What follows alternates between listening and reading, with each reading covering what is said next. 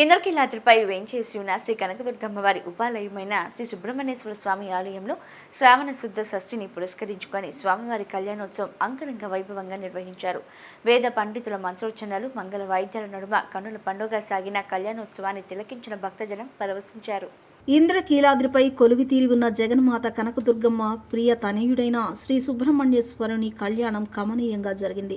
అమ్మవారి సన్నిధిలో శ్రావణ శుద్ధ షష్ఠిని పురస్కరించుకుని శ్రీవల్లి దేవసేన సమేత శ్రీ సుబ్రహ్మణ్యేశ్వరునికి శాస్త్రోక్తంగా కళ్యాణాన్ని జరిపించారు. వేద పండితుల మంత్రోచ్చరణలు, మంగళ వాయిద్యాల నడుమ కళ్యాణం ఆద్యంతం కమనీయంగా సాగింది. కళ్యాణ సేవలో ధర్మకర్తల మండలి చైర్మన్ బుర్రా రాధాకృష్ణతో పాటు భక్తులు పాల్గొని స్వామి అమ్మవార్లకు పూజలు చేశారు.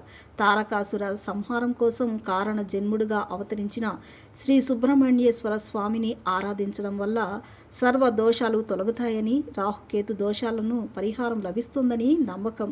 స్వామి సన్నిధిలో పూజలు ఆచరించిన వారికి అవివాహితులకు వివాహ సంబంధాలు, సంతానం కలుగుతుందని వేద పండితులు వివరించారు.